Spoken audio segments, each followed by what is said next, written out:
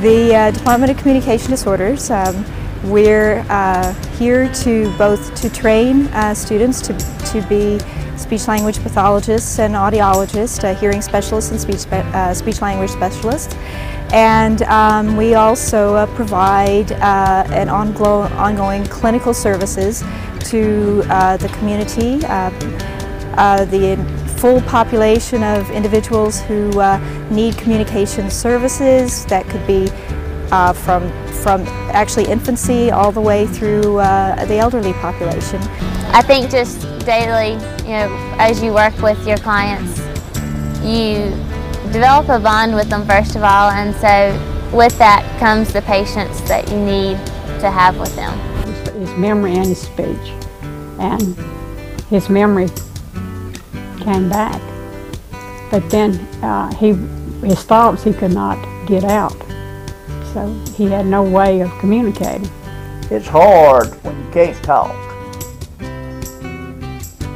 and in your mind you think you could say it, but you can't. It gets to you sometimes. Well, a whole lot, really it did, but that don't bother so much now, because I'm pretty well. I saw a lot of clients or patients that had strokes, and he's at a higher level of functioning than most of them were. And so he's a different case for me because I'm having to come up with more challenging things for him because of the level he's at. I've come a long way, I know I have. I got a long way to go yet. When we came here, they taught him how to get his words out, how to talk, and if one word would not come out, how to go about it in another way to get his message across. And they have just been absolutely wonderful and changed his outlook on life. Words cannot describe the difference in Bobby now. From the beginning of the stroke, he could not utter any words. Couldn't call nobody's name. Even though he knew us, he couldn't, he couldn't pronounce them. But today, it's just wonderful to hear him call me Ollie. That's my first name, but it's just wonderful. It's just music to my ears now to hear that name. I want the individuals who need our services to know that we're here and that we are open to providing a service based on their need. Additionally, in order to most appropriately meet the needs of our students, we also need a full range of clients.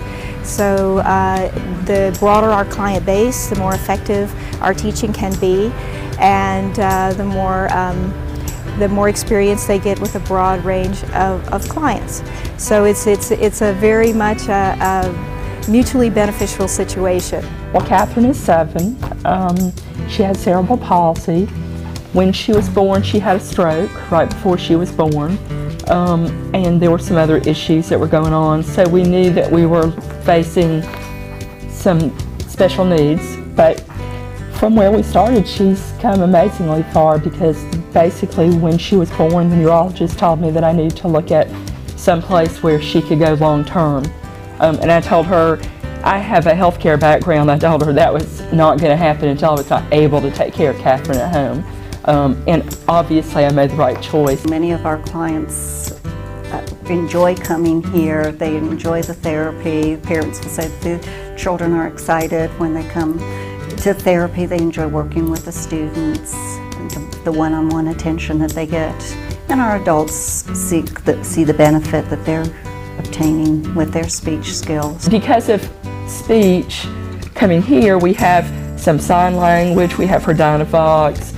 We actually use some of her pictures from her PECs that we did before we got the Dynavox sometimes for her to tell me what she wants. So we have a variety of ways for her to tell me what it is that she needs.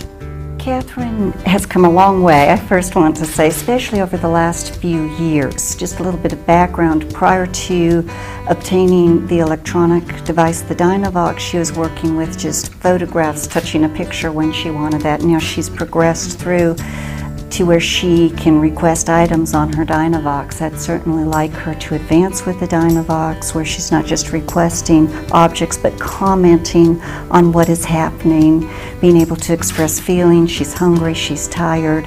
We'd like to certainly build up from a single word level to more sentences and expand her vocabulary in terms of requesting and then commenting about what's happening in her environment. We have consistency.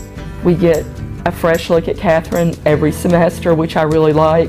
We have Alyssa for continuity, and then we have students, different students every semester for sort of a fresh look at Catherine. And every semester I take something away from the students too, so.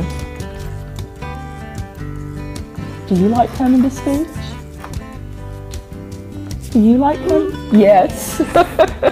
It is wonderful to see them progress. It's wonderful to see when they don't need you anymore, truthfully.